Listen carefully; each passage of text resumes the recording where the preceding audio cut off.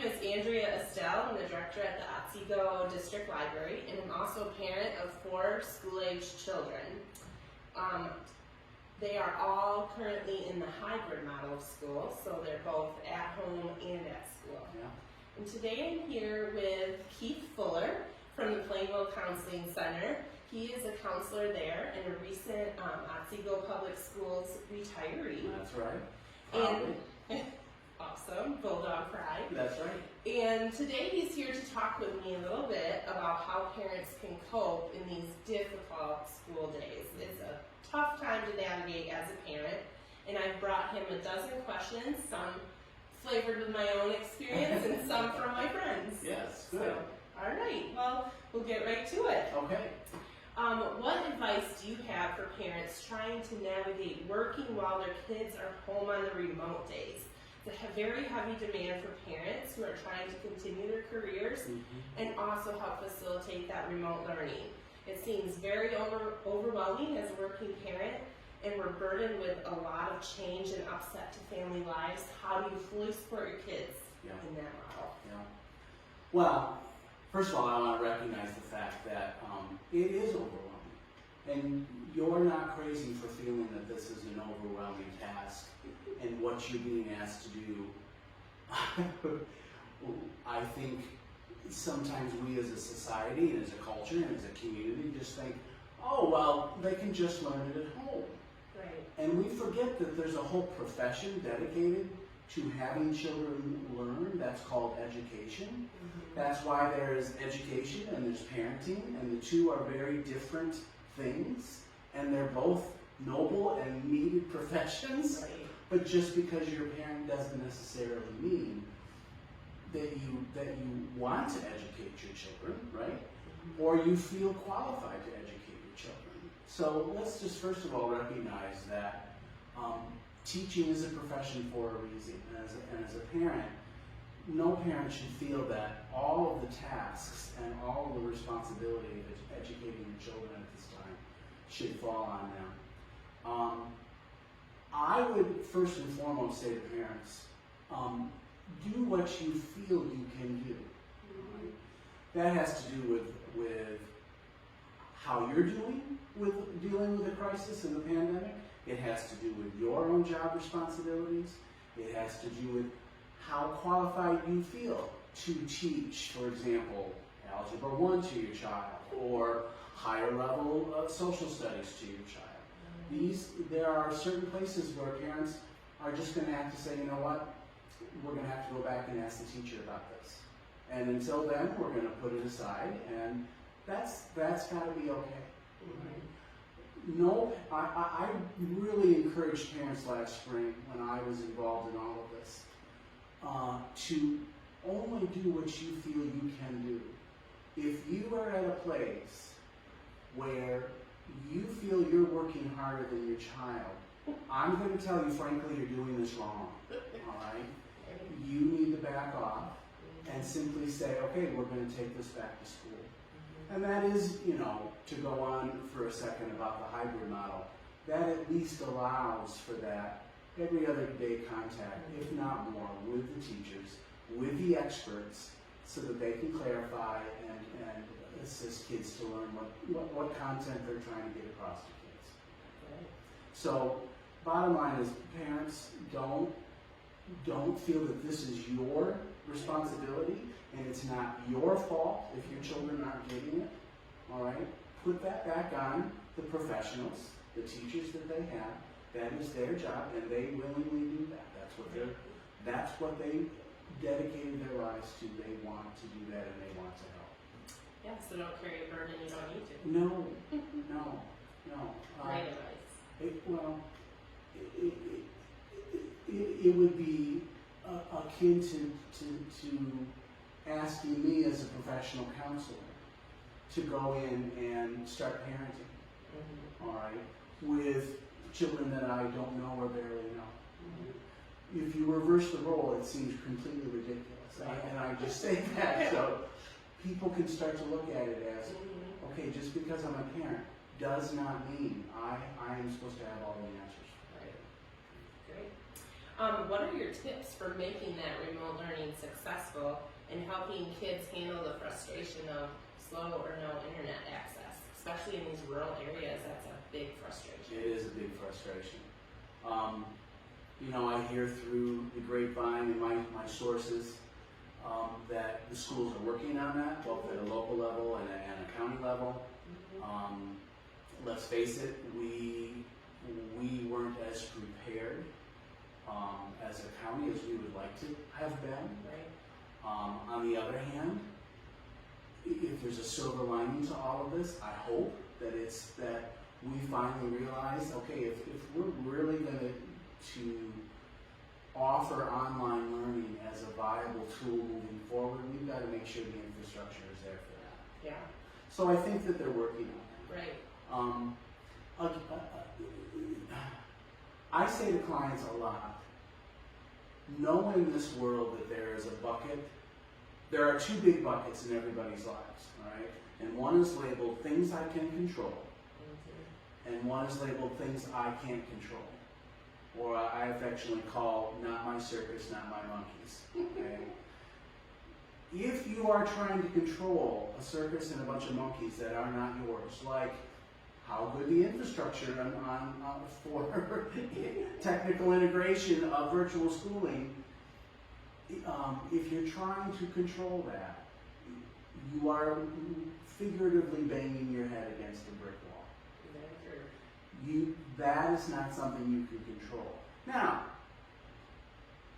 encouraging your children to do their work, encouraging your children to have structure within the home so that they have a place and a time and a regular schedule to do their work, that is within your control and within your influence, and that's where you should put your time and energy. In terms of internet access, as we know, some days it works great. I swear to God, when it rains, it always falls down. Why should the rain have anything to do with it? But in my old office, I swear to God, it was always the rainy days that my internet would just slow down. Okay. I can't control that. I can't fix that. I just have to wait. And there's, heavens forbid, there are plenty of other things to do while I'm waiting for the internet to come on, if at all. And if I can't get on, I can't get on. I would tell parents and children the same thing. If it's not going to work, there are other things you can do. You can call friends to find out, okay, what was the homework and what do I need to do? There are ways to call the school and find out and say, hey, my internet went down. Can I just get Mrs. Jones to call my house and tell me what I should have my son, my daughter do tonight? Because we were able to get it online. But again, if you're taking more than 5 or 10 minutes to do that, you're taking too much time. Wait until you go back the next day, explain the situation, and go from there. And this is one area where the library might be able to help a little bit. We do offer Wi-Fi in our parking lot, in our building, and we're also trying to work on getting circulating Wi-Fi hotspots. So it's kind of a process to get there. It's not helping right now, but that's something we're trying to do. We're trying to do. And we have it in the parking lot. So the library is always a great place to come. For more than one reason. Right. So I've heard stories of kids that are eating alone at lunch because of the only 1 to 3 people per table. I don't know if that's true at Otsego too, but in our school district it was. How can you support those kids to help their classmates who are feeling alone during that time of social distancing? Well, let me first say that because I retired, I'm not necessarily privy to what's going on during the lunches, okay? But I do know that at the middle school, for example, there's a lunch period that's been added. Obviously, with the hybrid model, there's only half of the kids in any given lunch that would otherwise be there. And I know that I believe the limit at a table, at those big tables that are designed for 10 people, is 4 per table. So, however, I know the staff well enough to confidently tell you that, okay, if there was a particular child that was sitting alone more often than not, the principals, the social workers, those in charge, the teachers that are down there, number one, they're going to notice that. Number two, they're going to go over and try to ask what that's about and try to make sure that, okay, is this because this student wants to be alone on that particular day? And if so, why? Is there something we can do to help that? And if there's not, then go about the business as we always have of trying to get some social interaction with that student.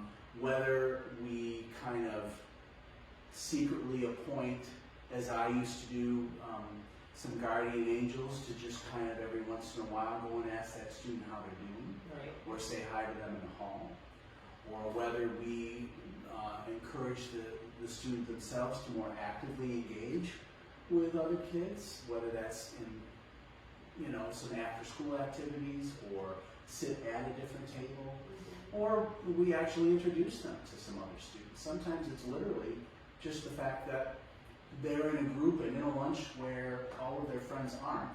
Right.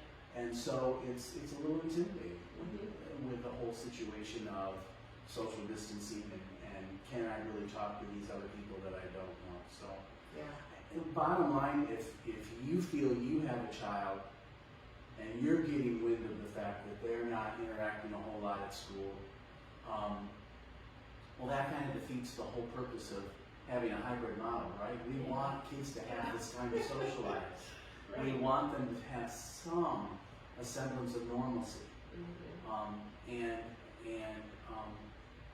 That's something we're going to try as a school, or we would, I should say, the schools are going to try to rectify as soon as possible. So again, the bottom line, let your teachers, let your administration know at your particular building, wherever your kids are, that, hey, I'm a little worried or I'm a little concerned, if they themselves haven't noticed. Right. They probably have. And they probably have.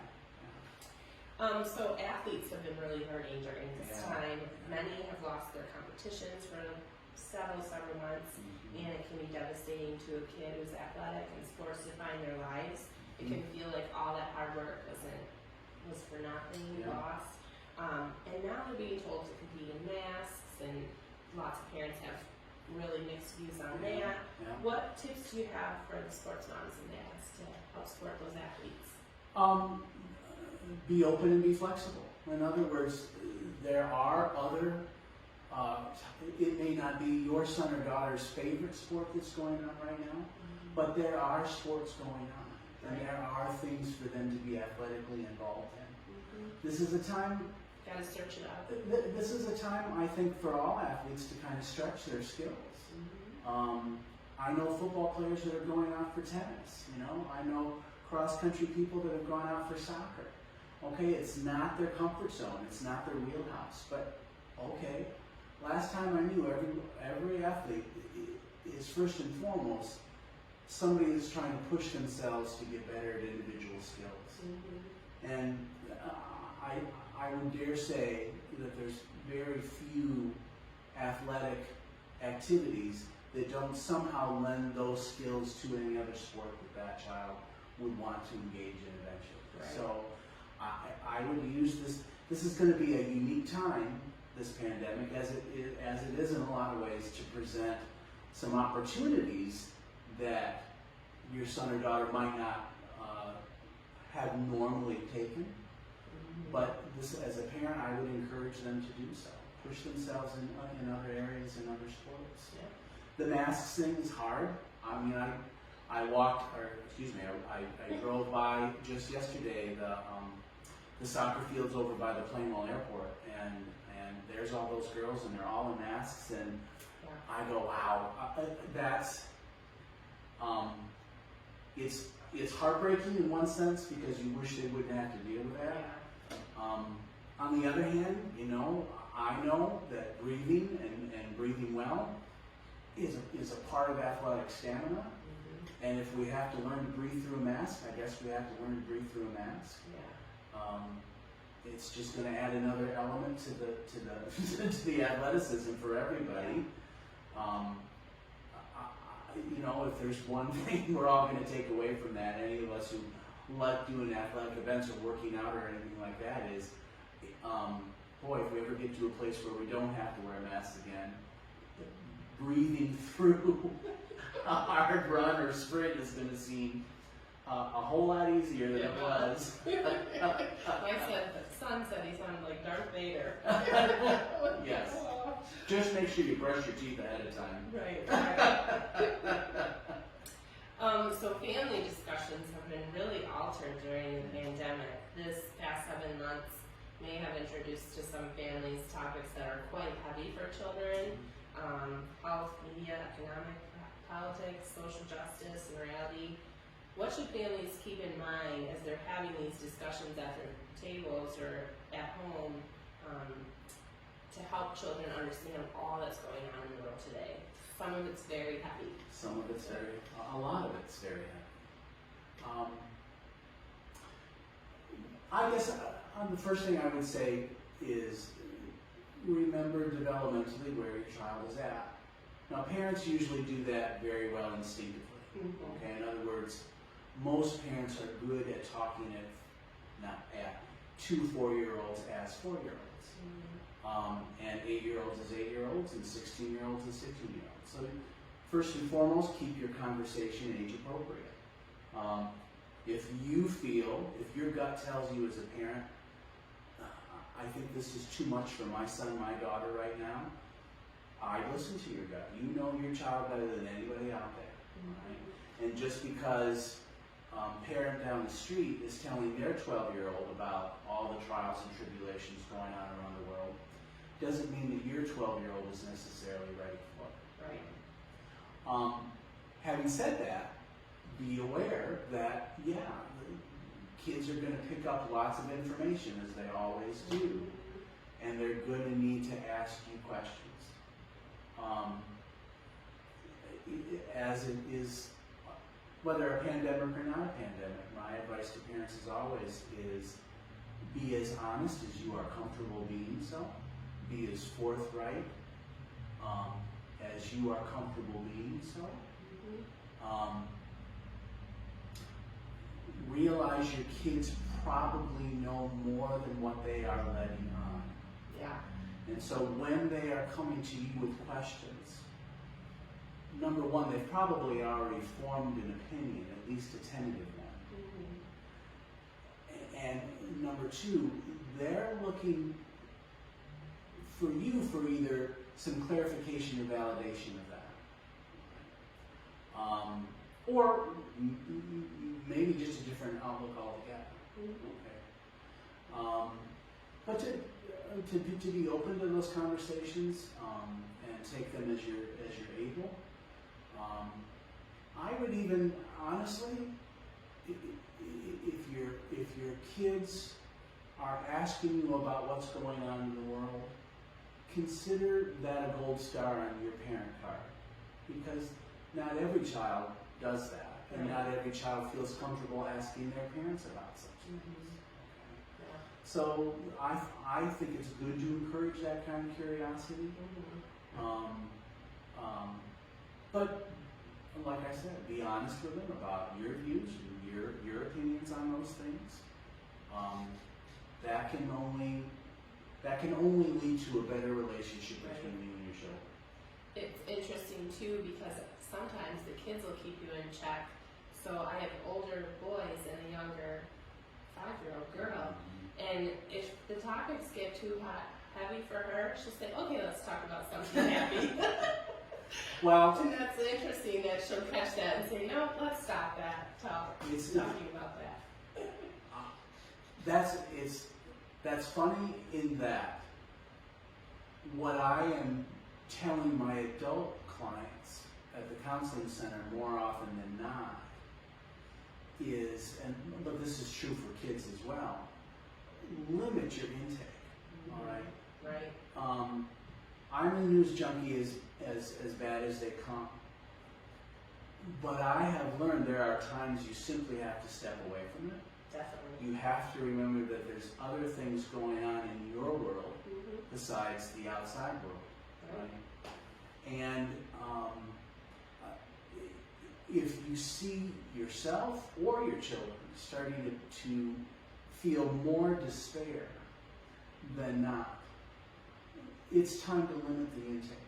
You know? And my general advice is an hour a day. You're going to find out pretty much anything you need to find out about the world in an hour. And after that, it's just going to repeat itself anyway on any given network that you're watching. Right. So you're really not going to gain anything more that day. An hour is enough, you know. And maybe even try to go a couple of days where you don't take anything in. Make it as a challenge. Take it as a challenge. Students have mentioned feeling and sensing the anxiety of teachers. What messages should parents be sending to their kids about helping their teachers feel comfortable, and how can the parents be supporting those teachers, and how are the schools supporting the teachers to not pass that anxiety on? Some do better than others, and the kids can see it.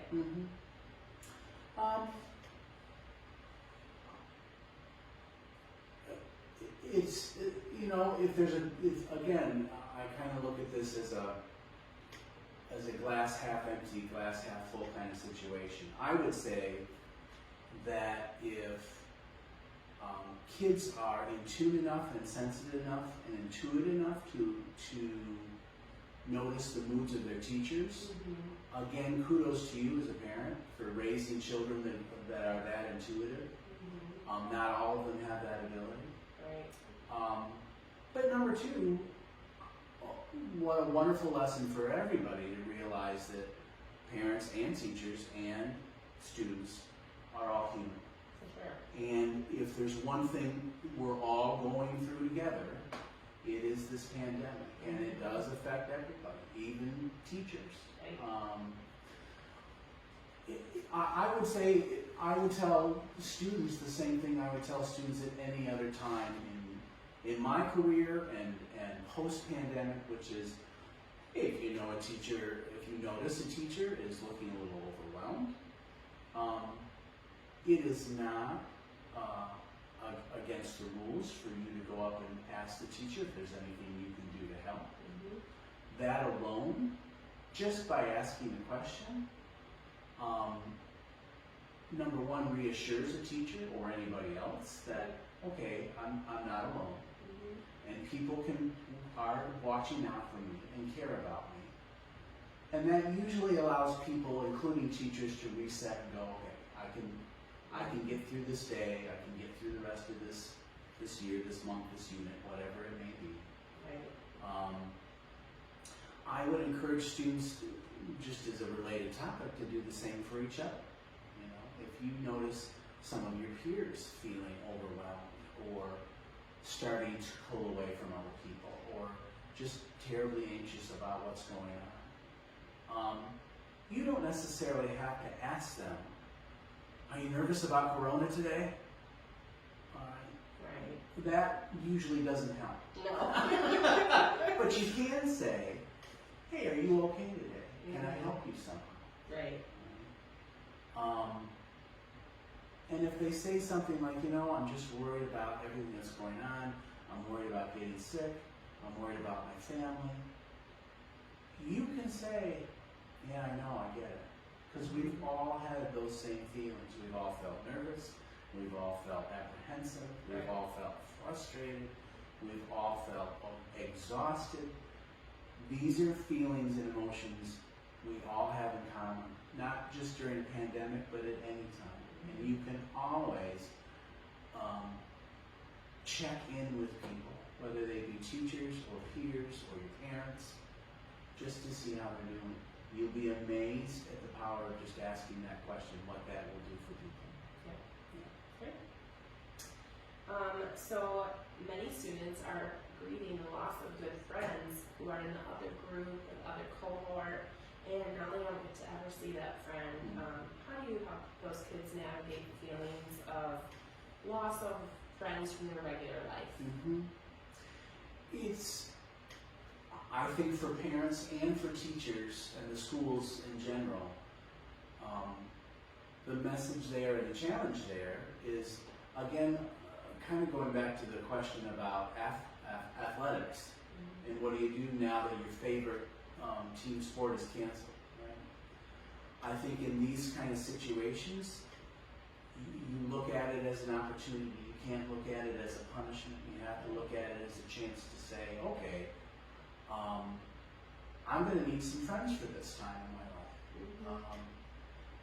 If you've never had, and many students haven't, if you're a student that's never had to come to a new school or never had to move districts, it's going to feel foreign. It's going to feel like you've never done this before, and that's because you probably haven't. Right. On the other hand, that is a great skill to have, the ability to meet new people and make new friends and add to your collection of acquaintances and people that you like to hang out with. Nobody I know of looks at that as a wrong or bad thing, Right. to have more friends. And in terms of your old friends, those are opportunities and chances to be more creative with how you get together with them. Right. With a schedule, not everybody can take advantage of this, but again, there are some advantages to only being in school 2 days a week. That means there's 5 other days that your schedule is very flexible. Right. And maybe with your mom and dad's help or with grandpa and grandma's help, there are other ways to get together with your friends. I dare say that there are students getting together to do their virtual work together on any given day. Definitely. So you just got to be a little bit more intentional Right. about how you see your friends, which is only going to make them feel better and feel more special that you're taking the time to do that. And hopefully they're doing that with you as well. So be intentional, be creative. So the youngest kids, at least in our family, have seemed to deal with it a little easier than the middle and high school kids. I'm getting the sense that a lot of the middle and high schoolers are feeling a little worn down mentally, emotionally. Starting a new school in this time, the 6th graders and the freshmen, has been really brutal on them.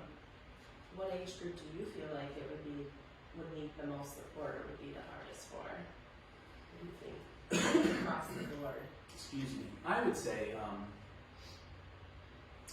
generally, I would say this is going to be harder for you the older you are. Yeah.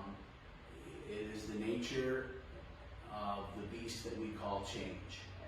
And the older you get, the harder it is to deal with change. So yes, naturally middle schoolers and high schoolers are going to have a harder time. I would keep in mind, however, for those kids, especially what I call the transitional ages, right? 6th grade, 9th grade, that in a way, you've been given a golden opportunity that nobody else in those grades has ever gotten, which is you may be for the one and only time in your life in class sizes of 15 to 20 kids or less. Right.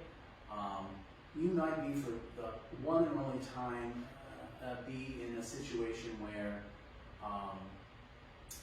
you get to take your backpack to all your classes. You get to be home more than you go to school. There's great opportunities. There's great, dare I say, advantages to this plan if you're doing the hybrid plan right now. That may never come along again for any other time in your schooling. Right. I worked with several different seniors last year that graduated in June. And yes, as everybody was right to empathize for what they were going through, for the things that they were missing. Oh, they don't get to do this. Oh, they don't get to do that. Oh, they don't. And there were all these don'ts that they don't get to do. Right. And I said to all of those seniors, I said, talk to any graduating senior prior to the year 2020 and ask them what their graduation was like and what graduating was like, and you're going to hear the same story. And by the way, Most people don't want to hear about your graduating story because they have the same graduation story. It's not the most exciting story in the world. All right? That class, the class of 2020, is the one class, we hope, that is ever going to talk about their graduation period, where other people are going to be interested in hearing that story. That's the story. How did you make it through that? Right. What did your family do to celebrate? How did you finish your classes? What did your school ever hold a ceremony? What was that like? It is going to be the one story of somebody's graduation that anybody's ever going to want to listen to in the future. Very true. I think with time, that class, if they don't necessarily feel they were lucky to be a part of that, they can certainly say that they were lucky to survive that and lucky to go through that. Yeah. In that nobody ever else, let's hope, is going to be able to tell that same story. So, as someone who likes telling stories, I go, wow, that's going to be a great story for my children, my grandchildren, everybody important in my life that I want to tell that story to. That's going to be a story people are going to want to hear. And I think as 6th graders and 9th graders grow up and they go through school, to be able to say to their friends and future professional and personal colleagues that, oh yeah, I was going through school during the pandemic, and here's what we had to do. Yes, it was a very real thing, but we got through it and it was okay. And the things that I liked about it were smaller classes, or I got to know more friends on a more intimate level, or things like that. So I think with time, a lot of these things that look very difficult because they're different right now, actually people will look back on as, if not fondly, at least proudly, that they made it through, and they made it through safely and getting done what they had to do to succeed at school. Great.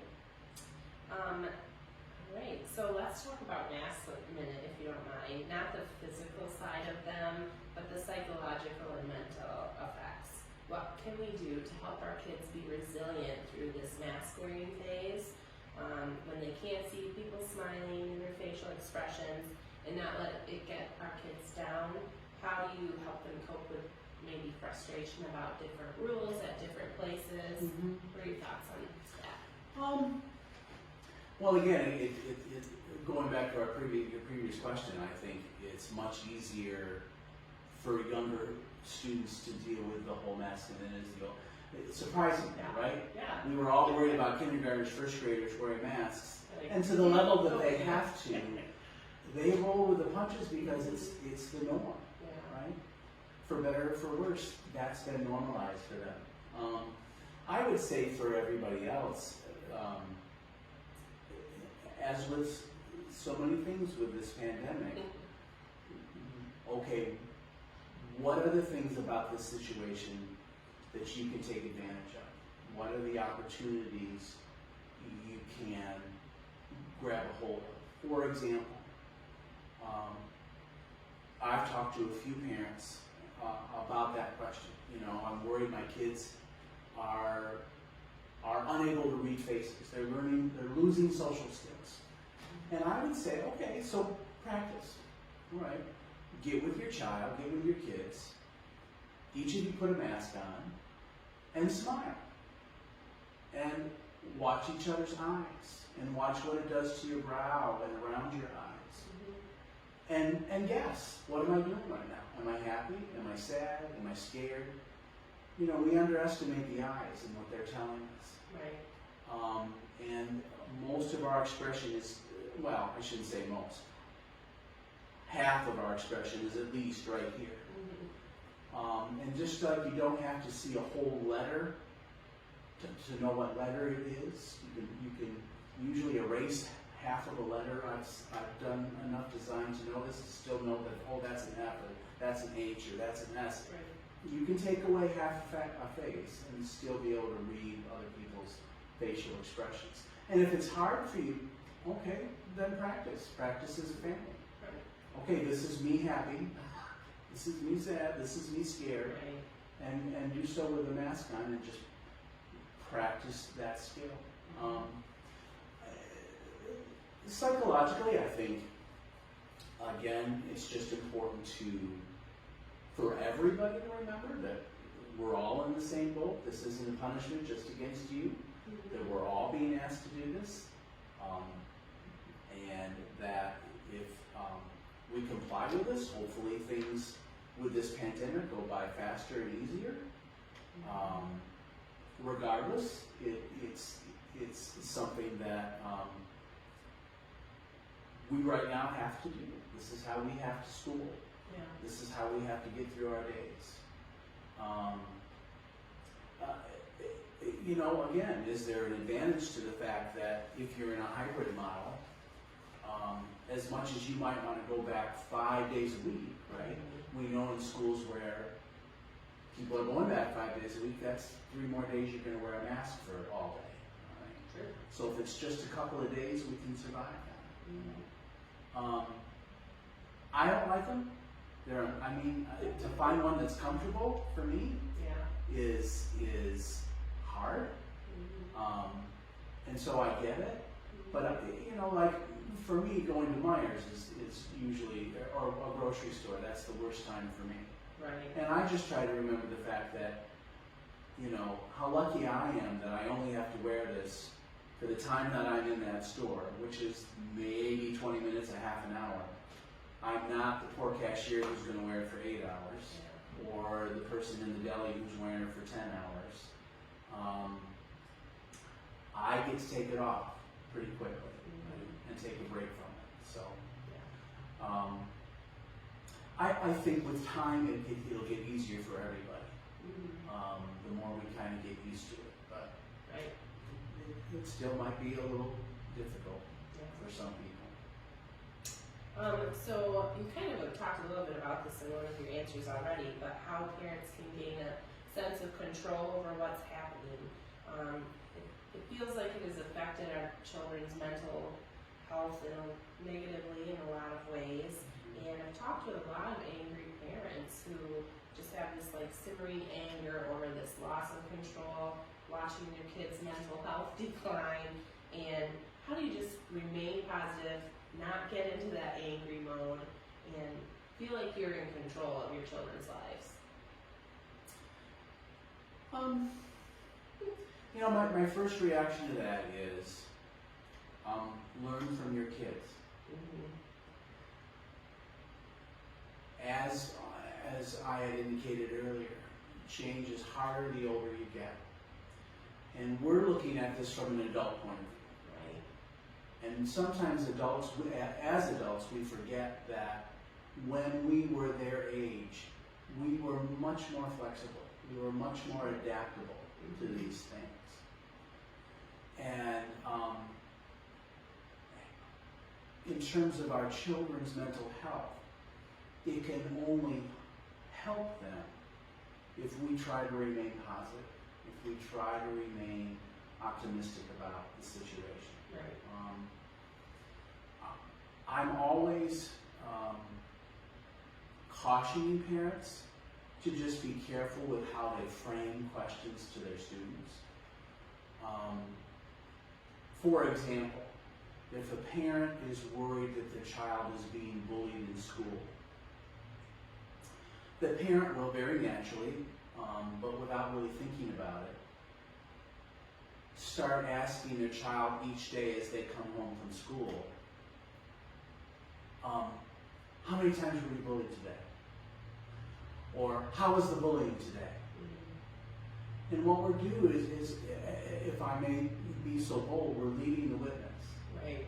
We're making assumptions that not only did the child have a bad day and was bullied, but almost we're reintegrating into the child's mind that, they should have been looking for times and places and people that were bullying them today. Right? And I see that kind of spiral on itself into a bad place. Right? I think the same can happen with the pandemic. Just be very careful to word your questions to your kids about how school was in very open-ended ways. If you know your child has been anxious, for example, I don't think it does you any good, speaking professionally as a counselor, to ask your child when they get done with school on any given day or any activity, well, how nervous did that make you? It is better to come at it with, well, how was that? Well, what did you learn today? Well, how was school today? Keep your questions very open-ended and non-leading. What was good about today? What was good about today? Right? Yeah. Name 3 great things that you did today. Or name 5 things that you felt really proud about today.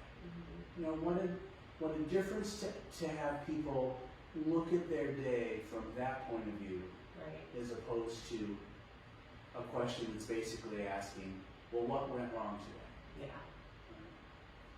Yeah. So that's, I think that answers the question. Yeah. Stay it's positive. Hard to be resilient when you see your child come home sad.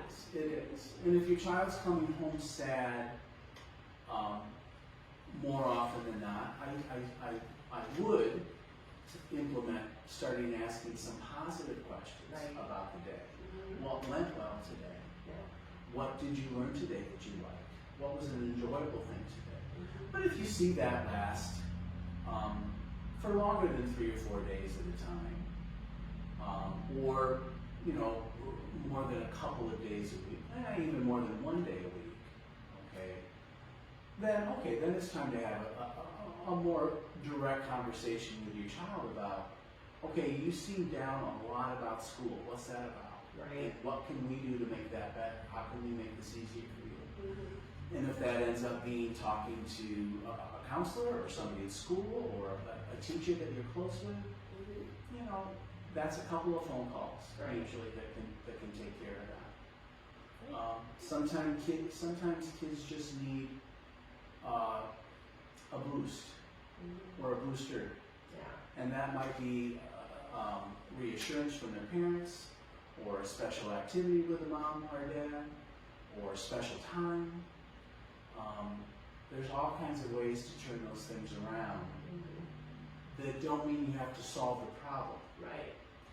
My child benefited from studying with a friend. The mood was so much better after that on his remote day. So parents do want hope in these days. There's so much weighing on parents, and they want some hope. So what things do you find hopeful about this time, and what advice do you have for families to stay positive and keep our homes a safe haven for our kids? I think that, with all of your questions today, Andrea, I think my theme has been basically, look for the opportunities here. Yes, it is a strange and bizarre time, and it's a scary time, no doubt about it. But if you can look for the opportunities that this particular situation is giving you as a parent and your family, I think you can turn what is otherwise a very tragic time into a very, at least, unique time of gathering, a unique time of interacting. Families have never had so much time to interact. True.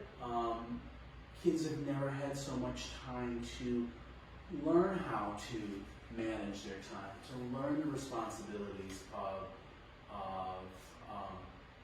tracking their assignments, tracking their responsibility, and how to make that work successfully, and how to be successful independently. I love the stories of families that are taking advantage of the time together, whether that means, okay, let's go for a walk, let's go to a special park, let's visit family that we feel is safe to visit. Come to the library. Come to the library. It is a great time to take advantage of the fact that families may never be afforded in our society anyway, this kind of together time, Right. this kind of bonding time again. How often do we all say, or did we say, or how often did we all hear, oh, I never get any time at home with my kids, or kids saying, I never see my mom, I never see my dad, they're always off at work. Very true and very frustrating, okay? And this pandemic, in this weird way, has brought all of us an opportunity and a chance to live on the other side from all of that.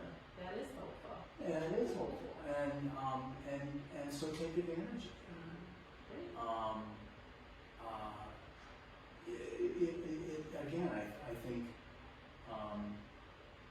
if nothing else, we are all going to emerge from this time with fantastic stories of how our families survived and what we did and how we made it easier for ourselves. And I hope that the story people can tell is one of survival and perseverance and stick-to-itiveness, rather than victimhood, rather than depression, rather than isolation.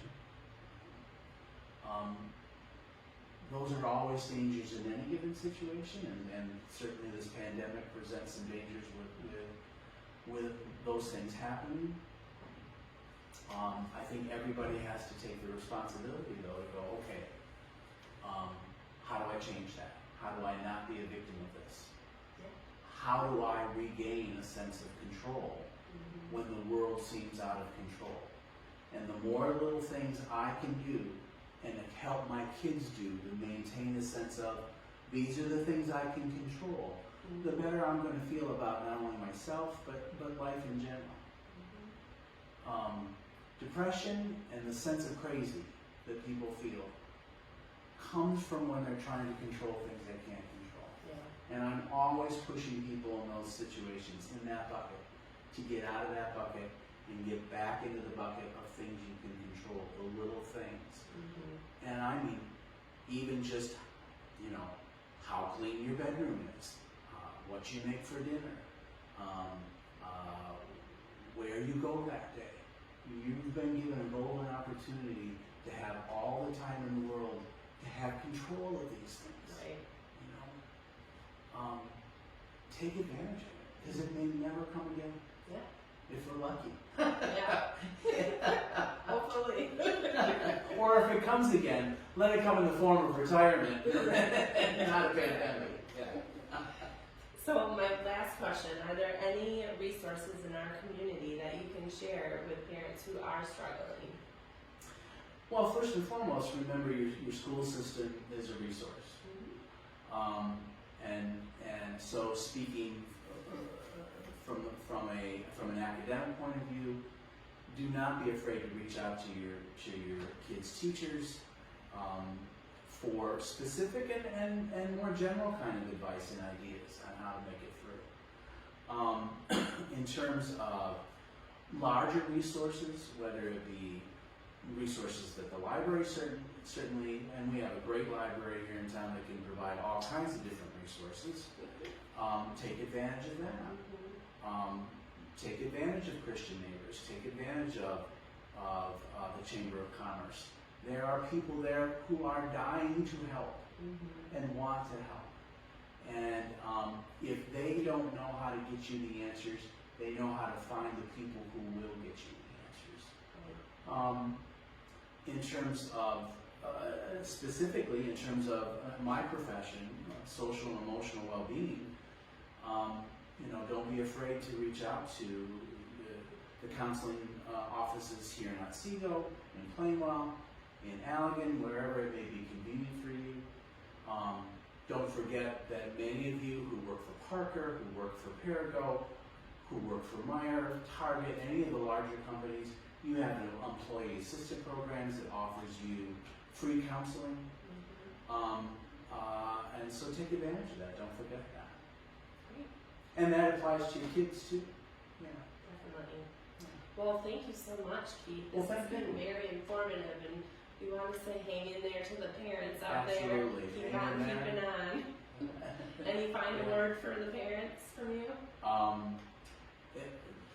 Other than stay healthy, stay flexible, and don't feel like you have to do everything. Do what you can do, and trust me, that is more than what is necessary and needed. And thank you for the time.